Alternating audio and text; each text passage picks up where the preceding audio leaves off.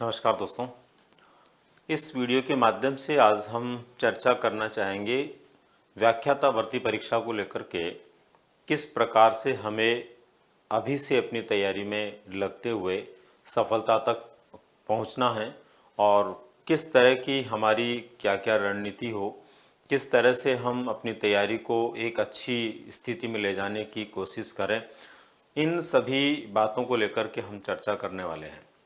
सबसे पहले तो बहुत सारे विद्यार्थियों के पिछले कुछ दिनों से जो मैसेज मिले हैं उनमें कहा जा रहा है कि लगभग ज़्यादातर प्रतियोगी इस बार जो है ग्रेड फर्स्ट की तैयारी के लिए जुटे हुए हैं या ग्रेड फर्स्ट की ओर उनका ध्यान आकर्षित है। तो एक बार ग्रेड फर्स्ट के लिए क्या हो सकता है, कैसे हो सकता है, इनको लेकर के खास बातों पर विचार करें। दोस्तों, इस वीडियो में हम कुछ सवालों को लेकर के बात करेंगे।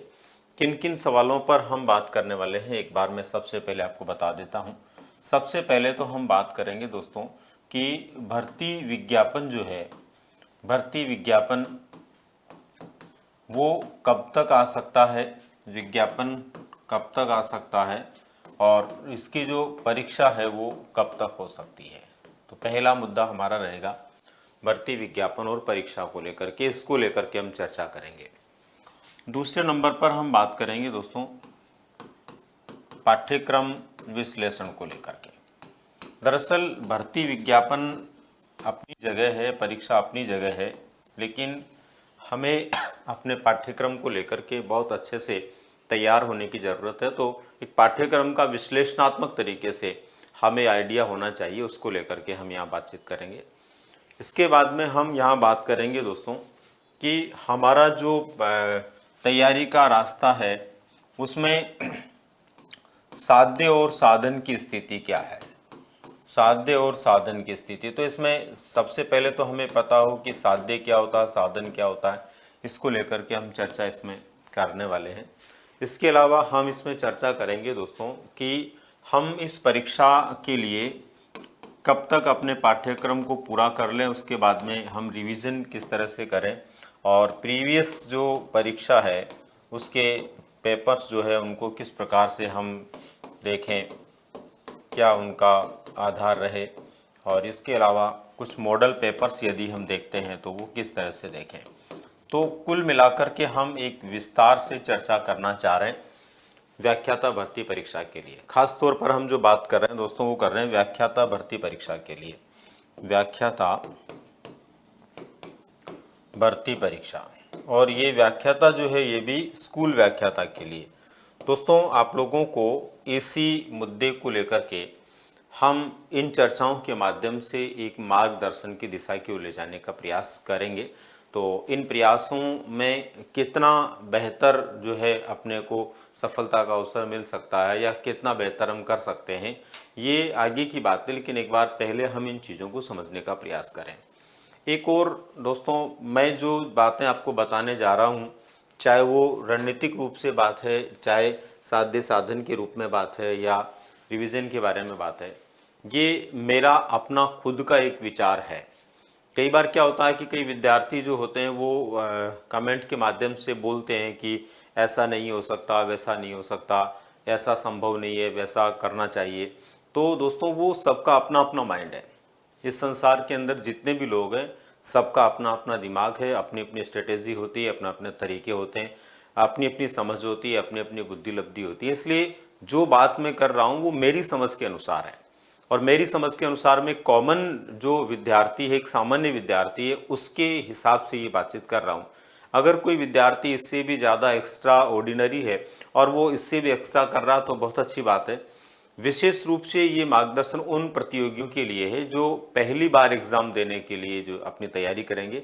दूसरा, जिन्होंने एक दो एग्ज़ाम दे लिया लेकिन वो अपनी खुद की स्ट्रेटेजी से सफल नहीं हो पाए हैं, तो ऐसे प्रतियोगियों के लिए ये एक अच्छा मार्गदर्शन हो सकता है। उम्मीद करता हूँ आप लोगों को एक एक चीज़ अगर आप देखेंगे समझेंगे तो लाभ होगा और इस बात से आपको प्रसन्नता भी होगी कि एक सही दिशा आपको मिली है।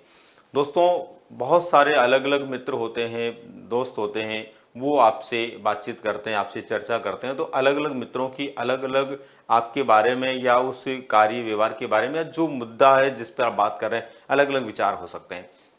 ठीक वैसे ही मेरे बहुत सारे साथी जो है यूट्यूब के माध्यम से या अन्य माध्यमों से आपको मार्गदर्शन करते हैं। सबका अपना अपना अलग तरीका हो सकता है, सबका अपना अपना सोच हो सकता है, लेकिन यहाँ आपको ध्यान रखने वाली बात यह है कि आप जो है जिस सोच के आधार पर आगे बढ़ रहे हैं, जिस व्यवहार के आधार पर आगे बढ़ रहे हैं, वो आपका अपना सोच होना चाहिए।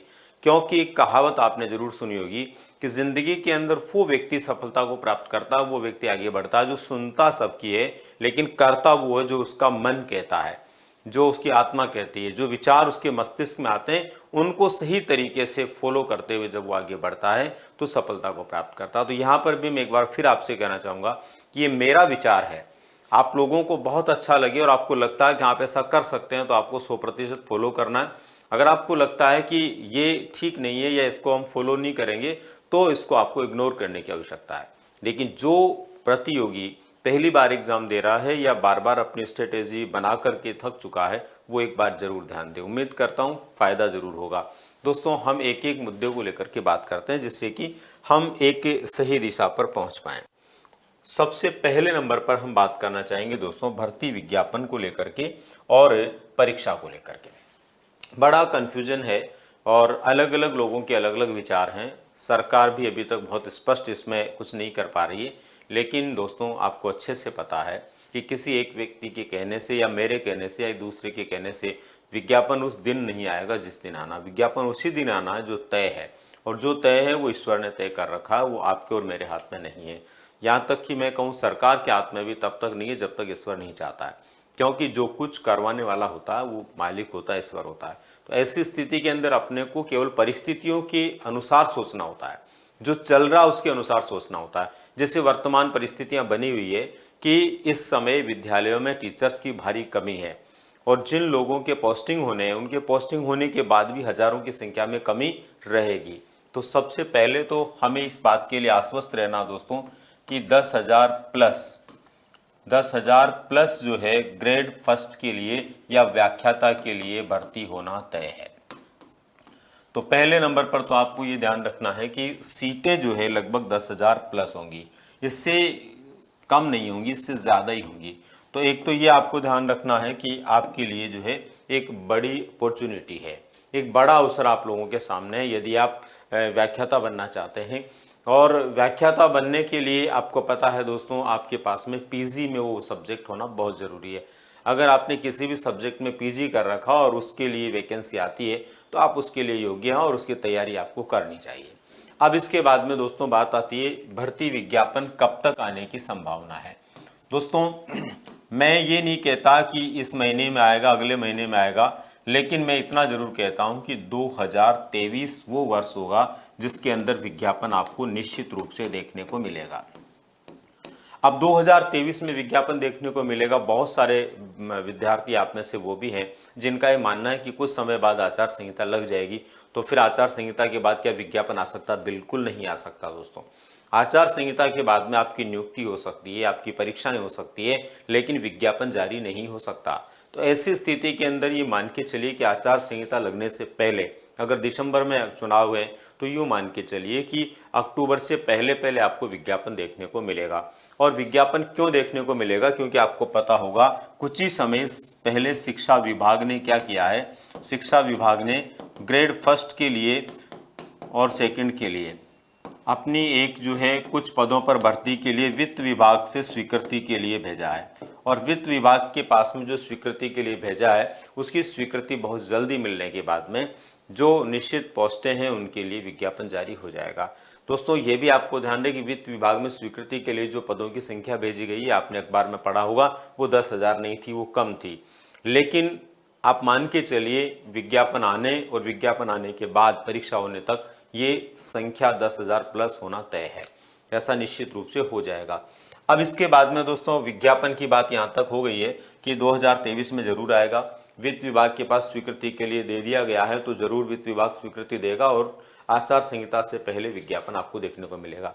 ठीक है, वो इस महीने में भी आ सकता, अगले में भी आ सकता, लेकिन आपको देखने को मिलेगा। अब इसके बाद में बात आती है परीक्षा की। दोस्तों, परीक्षा की यदि हम बात करें तो ये मान के चलिए कि दिसंबर 2023 तक तो बिल्कुल भी संभव नहीं है। क्यों नहीं है? क्योंकि दिसंबर 2023 में अपने यहाँ पर चुनाव की स्थिति बनने वाली है। तो ऐसी स्थिति के अंदर दिसंबर 2023 तक तो बिल्कुल नहीं होगा।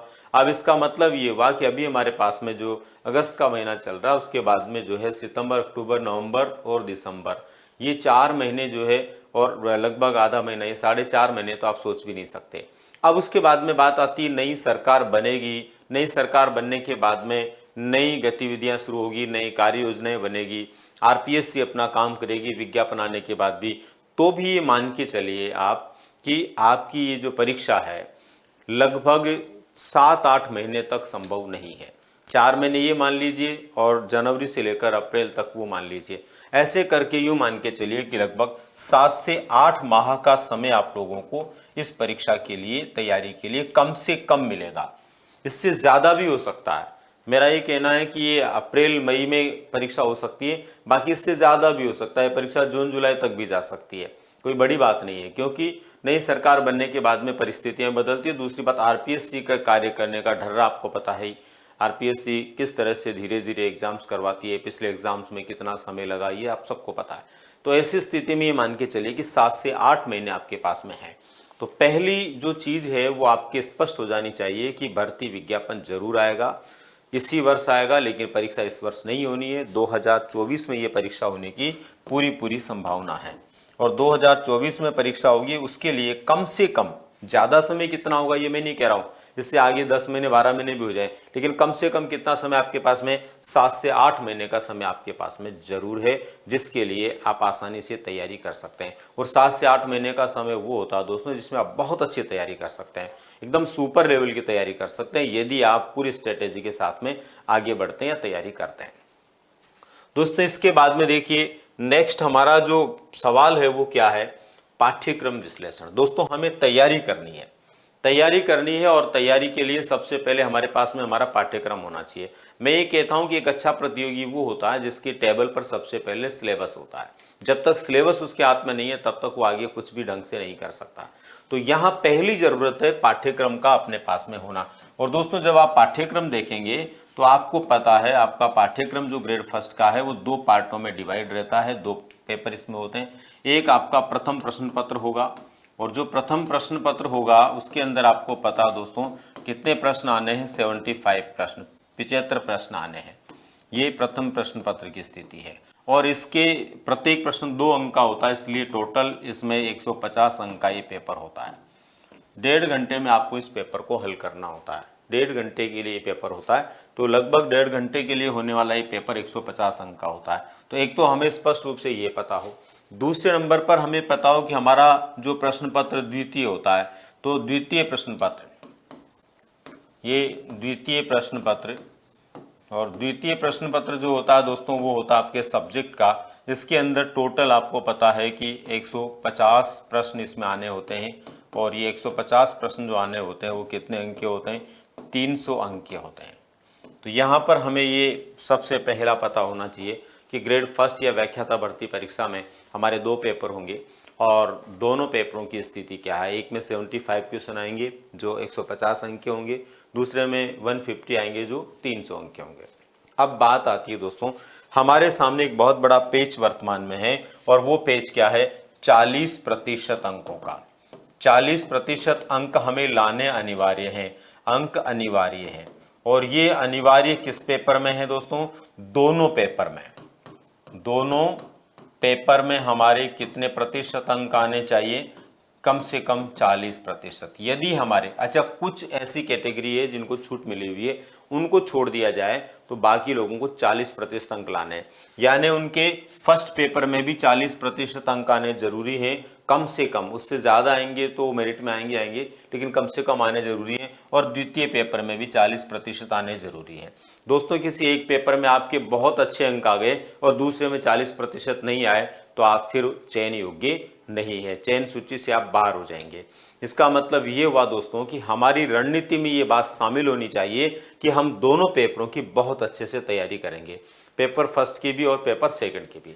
अब दोस्तों यहाँ पर रही बात सब्जेक्ट की, विषय क्या होते हैं इसके अंदर, जो आपको अच्छे से पता है। इसके अंदर विषय जो होते हैं उनमें आपको पता दोस्तों, इसके अंदर जो विषय आपके होते हैं उन विषयों के अंदर सबसे पहले हम फर्स्ट पेपर की बात करें तो फर्स्ट पेपर आपका एक ऐसा पेपर है जिसके अंदर प्रश्न कम आएंगे लेकिन बहुत सारे सब्जेक्ट इसमें होते हैं। इसके अंदर देखो शैक्षिक प्रबंधन होता है, शैक्षिक प्रबंधन, और शैक्षिक प्रबंधन के बाद में दोस्तों इसके अंदर आपको भाषा देखने को मिलती है, भाषा, भाषा के अंदर आपकी हिंदी भाषा भी आती है और आपकी अंग्रेजी भाषा भी आती है। इसी प्रकार से दोस्तों आपके जो है यहाँ पर सांख्यिकी से संबंधित प्रश्न आते हैं, सांख्यिकी से संबंधित। इसके अलावा दोस्तों आपके यहाँ पर मैथ के प्रश्न होते हैं और इसके अलावा इसके अंदर आपकी रीजनिंग के प्रश्न होते हैं। इसके साथ ही आपको यहाँ पर जो है सामान्य विज्ञान के प्रश्न भी देखने को मिलते हैं। ठीक है, अपने आप के अंदर एक महत्वपूर्ण पेपर ये होता है। और दोस्तों इसी के साथ में इसमें होता है सामान्य ज्ञान, जीके जिसको आप बोलते हैं, सामान्य ज्ञान भी इसमें होता है। अब दोस्तों यहाँ पर क्या है, आपको ये ध्यान रहे कि इसके अंदर जो पेपर फर्स्ट होता है, इसके अंदर पहले तो क्या था कि तय थे कि कौन से पार्ट में से कितने प्रश्न आने, लेकिन आपको विदित होगा पिछली बार आरपीएससी ने जो फिक्स किया हुआ था उसमें बदलाव कर दिया, इसलिए अब ऐसा तय नहीं है कि किस में से कितने प्रश्न आएंगे। जैसे पहले शैक्षिक प्रबंधन में 15 प्रश्न अनिवार्य रूप से आते थे, अब पिछली परीक्षा में आपने देखा होगा कि कम ज़्यादा हुए, किसी में 11, 12, 10 ऐसे भी आए। इसका मतलब अब ये फिक्स नहीं है। तो ऐसी स्थिति के अंदर अपने को ध्यान रखना है कि सारा ऑल ओवर 150 अंक प्राप्त करने के लिए सबको हमें बहुत अच्छे से पढ़ना है। कोई भरोसा नहीं किसमें से कितने प्रश्न आ जाएं। जहां मैथ में से, रीजनिंग में से 4 प्रश्न आते थे, वहां हो सकता है ये 5, 6, 7 भी आ जाएं। अब में से बहुत सारे प्रतियोगी क्या होते हैं, कुछ सब्जेक्ट बिल्कुल छोड़ देते हैं।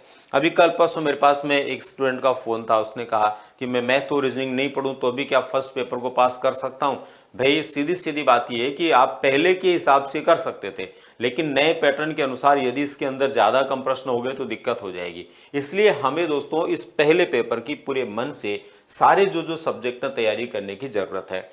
और अभी आप लोगों के सामने अवसर है दोस्तों, सामान्य ज्ञान के अंदर राजस्थान हिस्ट्री के, भारत की हिस्ट्री के, राजस्थान भूगोल आदि के, कला संस्कृति के जो प्रश्न आने हैं, बहुत आसानी से आप उनको तैयार कर सकते हैं। धीरे धीरे भी आप पढ़ेंगे तो लंबा समय आपके पास में है। इसी प्रकार से शैक्षिक प्रबंधन आप लोगों के लिए नया हो सकता है, और नया है तो अच्छा भी है, क्योंकि कुछ चीज़ें जब नहीं होती है ना और पहली बार पढ़ते हैं तो हम बहुत आसानी से उन पर ध्यान लगा सकते हैं, हमारा ध्यान केंद्रित हो सकता है। दोस्तों शैक्षिक प्रबंधन आपके पाठ्यक्रम का सबसे छोटा पार्ट भी है और जिसके अंदर ये तय है कि बस यहीं से प्रश्न आने हैं। इसके अंदर जो है आपको ध्यान रखना है, शैक्षिक प्रबंधन में आरटी जो है उसका एक बड़ा रोल है। इसके अलावा जो है एनईपी को लेकर के भी आपको ध्यान देने की आवश्यकता है, क्योंकि इस बार इसमें से भी प्रश्न आपको पूछे जाने हैं, तो इनका भी बड़ा रोल है। इनको भी अगर आप बेहतर तरीके से कर लेते हैं, ठीक से कर लेते हैं, तो भी आपको बड़ा फायदा होता है। तो ऐसी स्थिति में शैक्षिक प्रबंधन को लेकर के भी आपको बहुत अच्छे से ध्यान देने की आवश्यकता है। इसके बाद में भाषाओं को लेकर की बात करें तो भाषाओं में बहुत सामान्य से प्रश्न आते हैं। भाषाओं पर अगर थोड़ा सा भी आपका कमांड है, हल्का फुल्का भी आप भाषाओं के बारे में जानते हैं, तो यहाँ से आने वाले प्रश्न ज़्यादातर आप कर लेंगे, बड़ी दिक्कत नहीं आएगी। मैथ रीजनिंग बहुत सारे विद्यार्थियों की प्रॉब्लम होती है, जिसमें रीजनिंग तो फिर भी कुछ विद्यार्थी कर लेते हैं, क्योंकि वो रीजनिंग से तो कहीं ना कहीं कंपटीशन में इधर उधर टच में रहते हैं, लेकिन कुछ लोग होते हैं जो मैथ्स से बिल्कुल डरते हैं। तो डरने की आवश्यकता नहीं है दोस्तों। मैथ्स के अंदर जो आपके टॉपिक्स हैं पाठ्यक्रम के अनुसार, उनके बारे में आपको अभी से तैयारी करने की कोशिश करनी चाहिए। और अगर आपका कोई पार्ट कमजोर है तो पहले उसको तैयार कीजिए, क्योंकि किसी भी कंपटीशन के अंदर रिस्क नहीं लेना होता है। बहुत सारे लोग कहते हैं कि नहीं इस पार्ट को बिल्कुल छोड़ दोगे तो कोई फर्क नहीं पड़ेगा। बिल्कुल नहीं पड़ेगा, अच्छी बात है, लेकिन जब समय नहीं हो तो नहीं पड़ेगा। उस समय फिर आप कुछ पार्टों को मजबूत कर सकते हैं, लेकिन जब आपके पास समय है तो आप लोगों को केवल पास होने के लिए सोच करके पढ़ाई नहीं करनी है, आपको टॉप मोस्ट रैंक लाने के लिए बात करनी है, उसके हिसाब से पढ़ाई करनी है, तब जाकर के साधारण सफलता हमारे हाथ लगती है। तो ऐसी स्थिति में आपको मैथ रीजनिंग को भी बिल्कुल नहीं छोड़ना है, पूरा ध्यान इस पर देना है। सांख्यिकी गणित यदि आपका अच्छा है तो सांख्यिकी में भी आप बेहतर कर पाएंगे, और सांख्यिकी में आपके जो टॉपिक दिए हुए इतने जटिल और इतने बड़े नहीं है कि उनको आप तैयार नहीं कर सकते। अगर आप थोड़ा सा मेहनत करेंगे तो 10 से 20 घंटे भी अगर मन से आपने पढ़ाई कर ली तो वो आपके तैयार हो जाएंगे। उसके बाद में दोस्तों सामान्य विज्ञान के प्रश्न आपके आने होते हैं। सामान्य विज्ञान जनरल साइंस जो कि हम दैनिक जीवन के अंदर उपयोग में लेते हैं। तो दैनिक जीवन में जो हमारा साइंस होता है, डेली रूटीन का साइंस होता है, वो साइंस उसमें आता है। तो उसमें काफ़ी चीज़ें ऑलरेडी हमें पता होती है, बाकी कुछ चीज़ें हैं जिन पर थोड़ा सा फोकस करने की आवश्यकता होती है। तो दोस्तों सबसे पहले नंबर पर तो आपको क्या करना चाहिए, जो आपका फर्स्ट पेपर है इस फर्स्ट पेपर को लेकर के आपको बहुत अधिक ध्यान देने की आवश्यकता है। और ध्यान देवें, क्यों ध्यान देवें दोस्तों? क्योंकि फर्स्ट पेपर आपके लिए सबसे ज्यादा विचित्र प्रकार का, क्योंकि सब्जेक्ट जो होता है ना वो तो अपना होता है, खुद का अपना इंटरेस्ट होता है, इसलिए उस सब्जेक्ट को चुनते हैं, हम पढ़ते हैं तो उसमें तो काफी कुछ हमारा पहले स्पष्ट होता है और उसमें हमारा इंटरेस्ट भी होता है। लेकिन यहाँ पर क्या है, वेरियस प्रकार के अलग अलग सब्जेक्ट हैं। साइंस किसी को आती है तो मैथ नहीं आती, मैथ आती है तो रीजनिंग नहीं आती, रीजनिंग आती है तो गणित नहीं आती, वो मतलब अंग्रेजी नहीं आती, अंग्रेजी नहीं आती है तो हिंदी, मतलब अलग अलग स्थितियां हैं। तो ये बहुत सारे अलग अलग सब्जेक्ट होने की वजह से थोड़ी सी इसमें परेशानी है। लेकिन यदि आप पूरे मन से इसकी तैयारी करते हैं दोस्तों, तो आपका फर्स्ट पेपर का जो पाठ्यक्रम मात्र इतना सा है कि यदि 2-2.5 महीने अगर लगातार आपने 2-2, 3-3 घंटे इस पेपर को एक एक पार्ट को टारगेट बना करके दिए, तो आप 3 महीने के अंदर तो इसको एकदम बहुत अच्छा कर सकते हैं। और आपके पास में समय, अभी हम बात कर रहे थे 7 से 8 महीने का है। अगर 7 से 8 महीने की बात करें दोस्तों, तो आपको क्या करना चाहिए, एक एक जो इसमें विषय है, शैक्षिक प्रबंधन है मान लीजिए, या सामान्य ज्ञान है, इतिहास है, जो भी है, उसको लेकर के आपको टारगेट बना करके चलना चाहिए। तो अगर टारगेट बना करके आप चलोगे तो निश्चित रूप से अच्छा कर पाएंगे। कोशिश करें दोस्तों कि आने वाले 3 या 4 महीनों में आपका पहला पेपर एकदम बहुत अच्छा हो जाए। अब बात आती है दोस्तों दूसरे पेपर की। दूसरे पेपर में भी अनिवार्य रूप से 40% लाने, लेकिन दूसरे पेपर का रोल बड़ा है क्योंकि इसमें प्रश्न भी ज़्यादा और अंक भी ज़्यादा है, और ये मेरिट को जो है बहुत ज़्यादा प्रभावित करने वाला है। तो ऐसी स्थिति के अंदर सब्जेक्ट वाले पार्ट में आपको पता है 2 पार्टों में ये डिवाइड होता है। एक तो आपका विषय आता है और दूसरे नंबर पर इसमें मनोविज्ञान आता है। मनोविज्ञान के अंदर आपको जो है काफ़ी प्रश्न देखने को मिलते हैं, लगभग जो है 25 से 30 प्रश्न मनोविज्ञान के आते हैं। एक बड़ा रोल मनोविज्ञान का है, एक बड़ा रोल है, इसलिए आप लोगों को मनोविज्ञान के ऊपर भी बहुत अच्छे से ध्यान देने की आवश्यकता शुरू से ही। एक एक टॉपिक, एक एक यूनिट को लेकर के आप टारगेट बनाएं कि हमारे पाठ्यक्रम में पहला यूनिट ये है और मुझे 15 दिन में इस पहले यूनिट को एकदम बहुत अच्छा करना है, टारगेट लेकर फिर अगले 15 दिन में दूसरा करना है। ऐसे करके आपके जो टोटल यूनिट हैं उनको आप लगभग 3 महीने के अंदर बहुत अच्छा कर सकते हैं, यदि 2 घंटे 3 घंटे भी आप रोजाना इसके लिए देते हैं। अब बात आती है दोस्तों सब्जेक्ट की। सब्जेक्ट वैसे ही अपना खुद का होता है, लेकिन हर व्यक्ति को अपने सब्जेक्ट पर कम से कम अभी से 3 घंटे प्रतिदिन मेहनत करने की आवश्यकता है, क्योंकि आपका अपना खुद का होने के बावजूद भी दोस्तों सब्जेक्ट अपने आप में बहुत मेहनत मांगता है। बहुत से लोग ऐसे हैं जिन्होंने सब्जेक्ट पर ध्यान नहीं दिया, बाकी चीज़ों पर ध्यान दिया तो पिछड़ गए। कई लोग ऐसे हैं जिन्होंने केवल सब्जेक्ट पर ध्यान दिया, बाकी पर ध्यान नहीं दिया तो पिछड़ गए। तो अपने को यदि सफल होना है तो दोस्तों ये मान के चलिए हमें सब्जेक्ट के ऊपर भी पूरा फोकस करने की आवश्यकता है। अब बात आती है हम कितने घंटे प्रतिदिन पढ़ें। मेरा ये मानना दोस्तों कि अभी आप लोगों को जो तैयारी शुरू कर चुके हैं अपने हिसाब से, अपनी रणनीति से, उनको अपना व्यवहार व्यवस्था बदलनी नहीं है, बल्कि जो नई शुरुआत करने वाले हैं और जो चाहते हैं कि मैं काफ़ी चीज़ों में कंफ्यूज रहता हूं, तो क्यों ना मैं एक अच्छी तैयारी करूं, एक रणनीति से करूं, तो उसको ये ज़रूरत है कि वो क्या करे, कम से कम प्रतिदिन 2 से 3 घंटे का समय फर्स्ट पेपर के एक एक सब्जेक्ट को टारगेट बना करके दें। जैसे एक सब्जेक्ट को हिस्ट्री को टारगेट बना लिया तो 2-3 घंटे हिस्ट्री को दें, और जब हिस्ट्री कंप्लीट हो जाए तो फिर 2-3 घंटे जो है शैक्षिक प्रबंधन को दें, फिर मैथ रीजनिंग को दें। इस तरह से जो भी आपका इंटरेस्ट है उस हिसाब से उस क्रम में आप बना लें, और इसी तरह से प्रतिदिन कम से कम 3 घंटे अपने सब्जेक्ट को पढ़ें और कम से कम 1 से 2 घंटे मनोविज्ञान को पढ़ें। तो कुल मिलाकर के मेरे हिसाब से 6 से 8 घंटे आपकी पढ़ाई रोजाना होनी चाहिए। अब बहुत सारे विद्यार्थी कहते हैं कि अभी तो परीक्षाएं बहुत दूर है, 6 से 8 घंटे की पढ़ाई करने की अभी जरूरत नहीं है, हम कम पढ़ करके भी सफल हो सकते हैं। नहीं हो सकते दोस्तों, ये गलत फहमी हमारी, हम लोगों की गलत फहमी रहती है कि हम कम पढ़ करके भी कर लेंगे। एक अच्छा विद्यार्थी, सफल विद्यार्थी वही होगा दोस्तों जो अभी से 6 से 8 घंटे पढ़ाई करेगा। आप कैलकुलेट करके देखेंगे तो पता चलेगा, अपने को 6 से 8 घंटे से बड़े लगते हैं, लेकिन आप पाठ्यक्रम के प्रत्येक टॉपिक के साथ में कैलकुलेट करके देखोगे तो 6 से 8 घंटे पढ़ने के बाद भी आप कई टॉपिक ऐसे होंगे जिनको छोड़ देंगे 7 से 8 महीने में भी। इसलिए दोस्तों आप लोगों को 6 से 8 घंटे तो पढ़ना ही चाहिए, और जो प्रतियोगी 6 से 8 घंटे पढ़ लेगा उसको सफल होने से कोई नहीं रोक पाएगा। क्यों नहीं रोक पाएगा? क्योंकि वो इतना स्ट्रॉन्ग कर लेगा अपने दोनों पेपरों को कि बहुत आसानी से वो अपने सिलेबस के अनुसार पूछे गए प्रश्नों का जवाब दे पाएगा। तो दोस्तों ये था हमारा दूसरा जो सवाल कि पाठ्यक्रम विश्लेषण क्या है, कितने हमारे पेपर हैं, कितने प्रश्न आएंगे, ये सारा हमें ध्यान रखना, क्या क्या सब्जेक्ट उसमें है। ठीक है। अच्छा दोस्तों, एक बात और यहाँ पर ध्यान रखिए, बहुत सारे प्रतियोगी जिनके कमेंट मैंने देखे कि क्या फर्स्ट ग्रेड का मैं फार्म भरने के लिए योग्य होऊंगा, क्योंकि मैंने तो अभी फर्स्ट ईयर का एग्ज़ाम दिया है, अभी मुझे सेकंड ईयर उसमें करना, मतलब 2 ईयर हमारे एमए में होते हैं, पीजी में होते हैं, तो 1 ईयर मेरा हो गया, दूसरा बाकी है। तो बिल्कुल चिंता नहीं करें दोस्तों, अभी दूसरा ईयर आपका अभी शुरू भी हो रहा है, तो भी आप निश्चित मान के चलिए इसमें योग्य रहेंगे। क्यों रहेंगे? क्योंकि पहली बात तो 7 से 8 महीने तक परीक्षा होने वाली नहीं है, और परीक्षा बाय द वे उस टाइम होती भी है तो अक्सर ये देखा जाता है कि सरकारें भी और विभाग भी उस समय थोड़ा सा फ्लेक्सिबल होकर के परीक्षाओं को ध्यान में रखते हुए इस परीक्षा को आगे पीछे करता है, जिसकी वजह से जो लोग उस साल फाइनल एग्जाम दे रहे हैं वो भी इसके लिए योग्य हो जाते हैं। तो आप बिना किसी चिंता के निष्फिक्र होकर के अपनी तैयारी करें, उम्मीद करता हूं कि वो लोग भी इसके लिए जरूर योग्य होंगे। इसके बाद में नेक्स्ट बात आती है दोस्तों, अगला हमारा जो सवाल मस्तिष्क में है वो है कोचिंग और सेल्फ। दोस्तों ये बड़ा सवाल है, वैसे देखा जाए तो इस सवाल को लेकर के हमें बार बार बात करने की ज़रूरत नहीं है, क्योंकि अपनी समझ पर निर्भर है, लेकिन फिर भी बहुत सारे स्टूडेंट्स का ये बार बार सवाल होता है।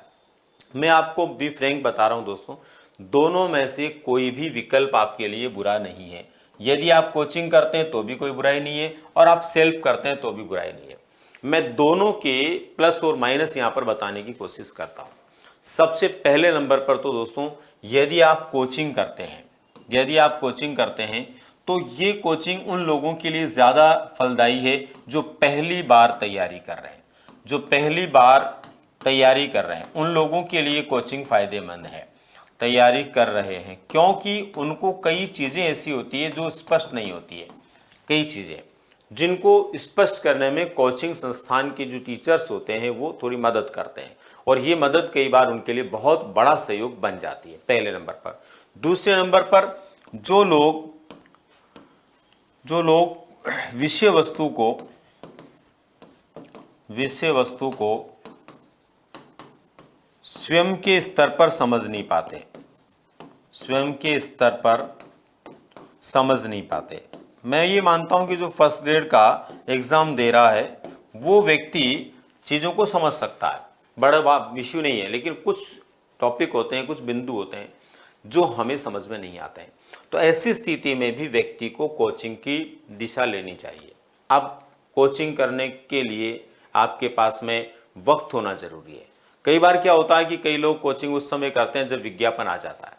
मैं कहता हूं विज्ञापन आने के बाद में कोचिंग करने का बहुत बड़ा फायदा नहीं हो सकता। विज्ञापन आने के बाद में कोचिंग का फायदा तब हो सकता है जब आपने पहले बहुत अच्छी तैयारी कर ली है और आपको लगता है कि मुझे तैयारी की जरूरत नहीं है, लेकिन फिर भी एक बार कोचिंग कर लूंगा तो हो सकता है जो छूट गया वो मेरा अच्छा हो जाए, तो फायदा है। बाकी कोई व्यक्ति पहले बिल्कुल ही तैयारी नहीं करे और डायरेक्ट ही कोचिंग करके और एग्जाम आ जाए फिर उसमें पास होना चाहे तो बहुत मुश्किल है दोस्तों। ये मैं मेरे अनुभव से बता रहा हूँ। 25 साल से भी ज़्यादा वर्ष मुझे इस फील्ड में काम करते हो गए हैं, और इतने वर्षों में जो मैंने अनुभव लिया उसके आधार पर बता रहा हूँ कि कोचिंग हमें या तो उस समय करनी चाहिए जब हमारे पास बहुत वक्त हो, या पूरी तैयारी पहले से हमारी है और केवल हमें उसके अंदर परिमार्जन करना है तो करनी चाहिए। ठीक है ना। अब बहुत वक्त, तो जैसे इस समय आप लोगों के पास काफ़ी वक्त है, इस समय आपके पास में इतना वक्त है कि 7 से 8 महीने, तो अभी अगर आप कोचिंग करते हैं तो ये ध्यान रखें कि कोचिंग का जो आपका कोर्स है वो लगभग जनवरी से पहले पूरा हो जाना चाहिए। अगर जनवरी से पहले कोर्स पूरा हो जाता तो फिर आपके पास में पूरा वक्त होता रिवीजन का।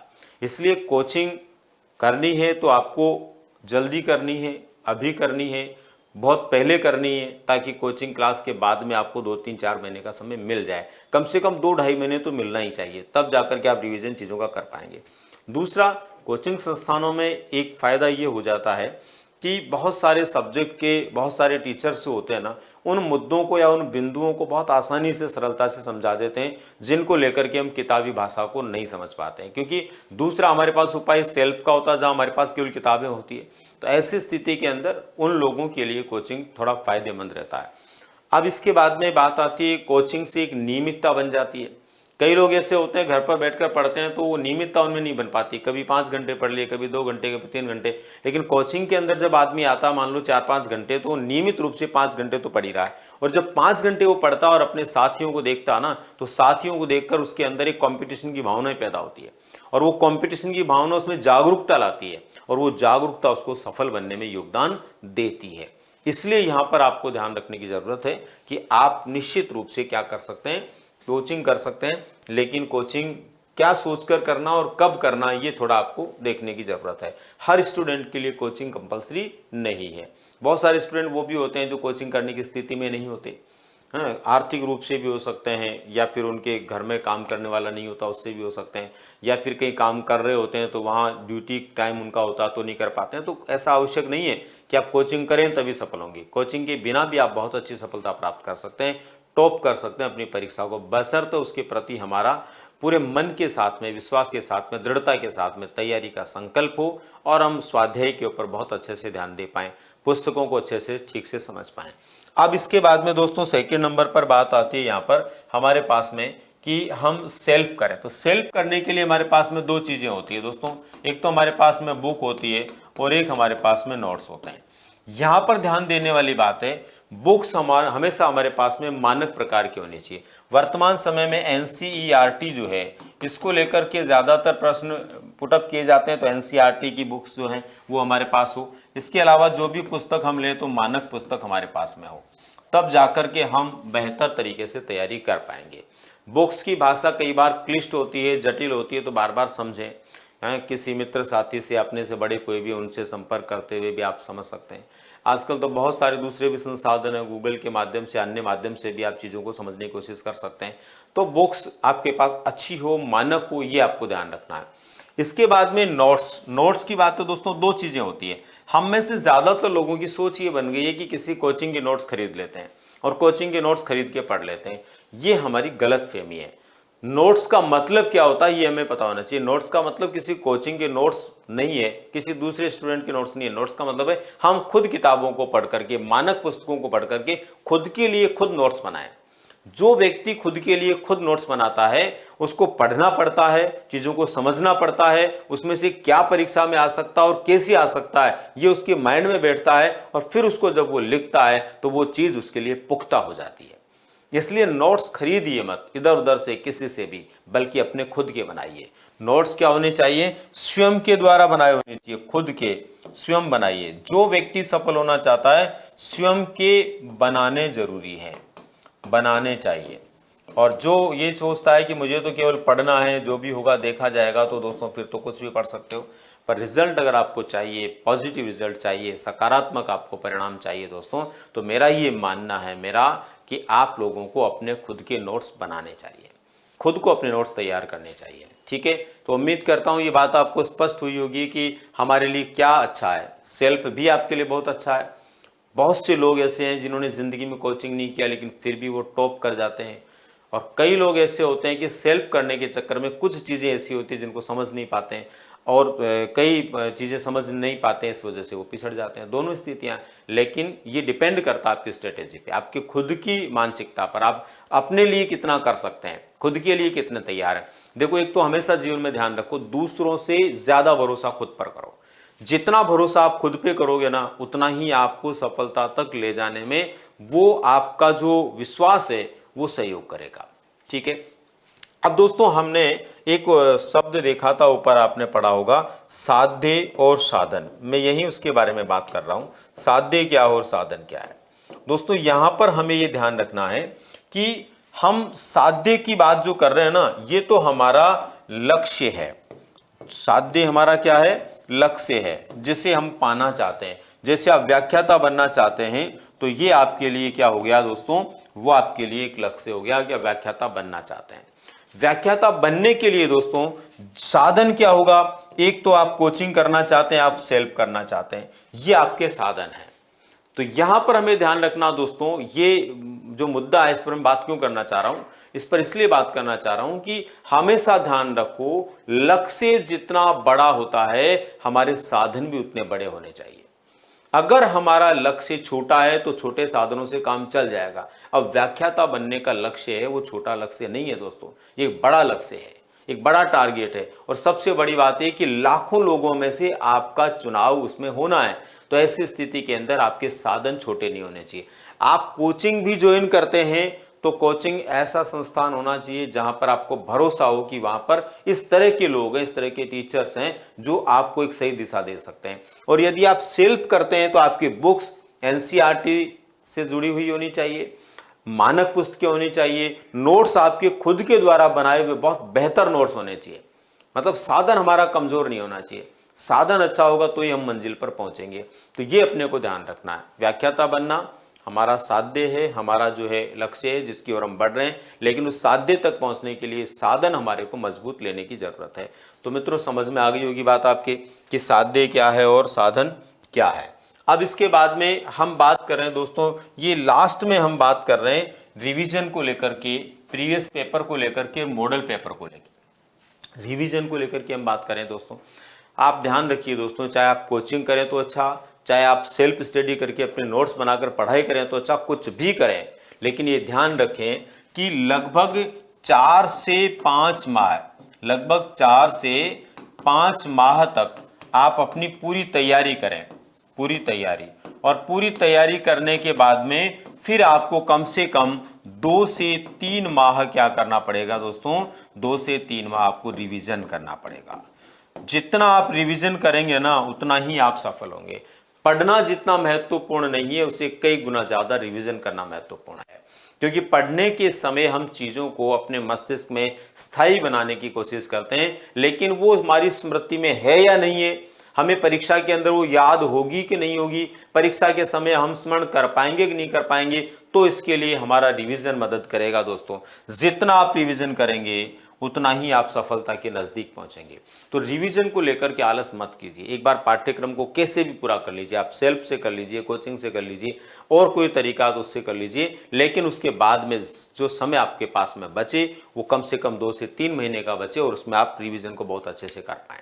दोस्तों यहाँ पर कई बार कई विद्यार्थियों के मन में ये भी आता है कि कभी कभी हम लोग बोलते हैं कि आप 2 महीने में भी अच्छी तैयारी कर सकते हो, 3 में भी, और अभी मैं कह रहा हूँ कि 8-10 महीने फिर भी तैयारी के लिए मेहनत।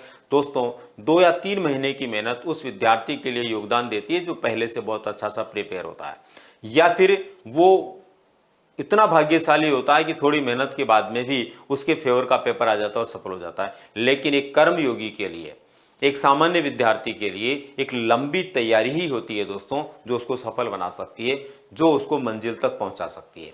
इसलिए अभी हम एक सामान्य विद्यार्थी को लेकर बात कर रहे हैं तो डेफिनेटली हमें इतना तो करना ही पड़ेगा। इसके बाद में दोस्तों बात आती है प्रीवियस पेपर्स की।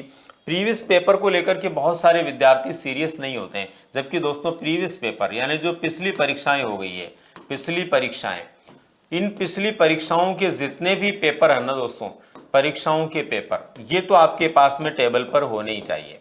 अगर आपके पास में उनके पेपर हैं दोस्तों तो उससे आपको एक कॉन्फिडेंस बिल्ड होगा, आपके मस्तिष्क में एक कॉन्फिडेंस आएगा कि यार इस तरह से प्रश्न पूछे गए और ये तैयारी में कर रहा हूं, मेरी तैयारी में ये सब शामिल है, तो इसका मतलब आने वाली परीक्षा में तो मैं आसानी से कर लूंगा, ठीक है ना। और अगर पेपर नहीं होते पिछले वाले तो फिर हमें पता ही नहीं रहता है कि कैसे प्रश्न आएंगे और कैसे नहीं आएंगे। तो आने वाली परीक्षा में कैसे प्रश्न पूछे जा सकते हैं, किस लेवल तक पूछे जा सकते हैं, इसका अंदाजा हमें हो, इसके लिए हमारे पास में प्रीवियस पेपर होने जरूरी है।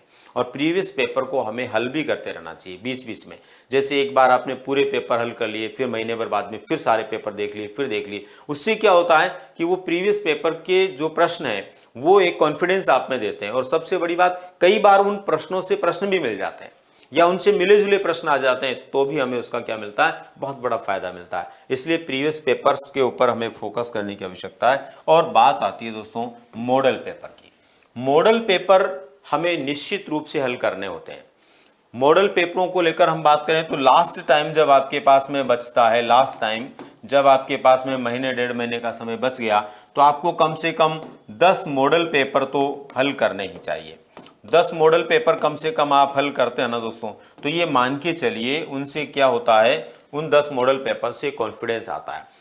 कम समय में पेपर कैसे हल कर पाएं, इसके लिए कुछ ताकत हमें मिलती है। तो ये आप लोगों को ध्यान देने की जरूरत है। और दोस्तों आपको वैसे भी पता है कि अभी वर्तमान समय के अंदर जो आपके प्रश्न पत्र के लिए समय मिलता है, विशेष रूप से उस समय के अंदर आपको पेपर को सही भी हल करना पड़ता है, गोले भी ओएमआर शीट में भरने पड़ते हैं, तो आपको कई बार जो पढ़ने वाला विद्यार्थी होता है उसको समय कम लगता है, लेकिन हमारे अंदर वो पावर, वो ताकत, वो शक्ति पैदा हो जानी चाहिए, वो अभ्यास हमारे अंदर आ जाना चाहिए कि उस कम समय के अंदर भी हम पेपर को बहुत अच्छे से हल कर दें, तो जाकर के हम आसानी से सफलता प्राप्त कर सकते हैं। तो दोस्तों, ये था आप लोगों के लिए मेरी तरफ से एक विशेष प्रकार का प्रयास कि व्याख्याता भर्ती परीक्षा की यदि हम तैयारी कर रहे हैं तो हमारी स्ट्रेटेजी क्या होनी चाहिए, किस तरह से हमें तैयारी करनी चाहिए। कुछ सामान्य और खास बातें मैंने आप लोगों को बताई। लगभग ये 7-8-9 महीने पहले तैयारी का एक दौर हम शुरू करेंगे तो ये स्ट्रेटेजी आपके बहुत काम आएगी। और दोस्तों, हमेशा ध्यान रखिए, अपनी सफलता आपके खुद के ऊपर निर्भर होती है, मेरे कहने से नहीं हो सकती है, किसी दूसरे के कहने से नहीं हो सकती है। आप अगर सफल होंगे तो आपकी मेहनत से होंगे, आपके प्रयासों से होंगे, आपकी स्ट्रेटेजी से होंगे। आपको खुद को अपनी मानसिकता के अनुसार अपनी योजना बनानी चाहिए, आपको खुद को अपनी मानसिकता के अनुसार जो है अच्छी तरह से पढ़ने का एक टाइम सेट करना चाहिए, टारगेट बनाना चाहिए। लेकिन ध्यान रखिए दोस्तों, पुस्तकें मानक होनी चाहिए, नोट्स आपके खुद के होने चाहिए, ये आपको ध्यान रखना पड़ेगा। और इसके अलावा यदि आप कोचिंग करते हैं तो वो भी मानक स्तर का होना चाहिए, ताकि हम वहाँ से जो भी प्राप्त करें वो बेहतर तरीके से कर पाएँ। कई बार क्या होता है, हम में से बहुत से लोग कोचिंग भी ज्वाइन कर लेते हैं लेकिन डबल काम करते हैं, कोचिंग वाले भी पढ़ेंगे और अपनी तरफ से किताबें पढ़ेंगे। ये दो नावों की सवारी होती है ना, ये कभी हमें सफल नहीं बनाती। कोचिंग आप ज्वाइन करते हैं तो 100% उसके ऊपर निर्भर रहिए, कब तक, जब तक कोचिंग चल रहा है। और फिर उसके बाद कोचिंग में जो बताया गया वो सारा कंप्लीट होने के बाद समय बचे तो आपको दूसरी चीज़ों को फोकस करना चाहिए। अगर आप दूसरी भी लेंगे वो भी, तो न तो दूसरी चीज़ें पढ़ पाएंगे, न कोचिंग को ठीक से देख पाएंगे। इसलिए बहुत सारी चीज़ें हैं जिनके ऊपर आपको गौर करने की आवश्यकता है। तो दोस्तों, ये थी कुछ खास जानकारियाँ। फिर किसी नई जानकारी के साथ में अवसर आएगा तो हम बातचीत करेंगे, मिलेंगे। उम्मीद करता हूँ ये सारी जानकारी आपको बहुत लाभ देगी और आप निश्चित रूप से सफल होंगे। धन्यवाद।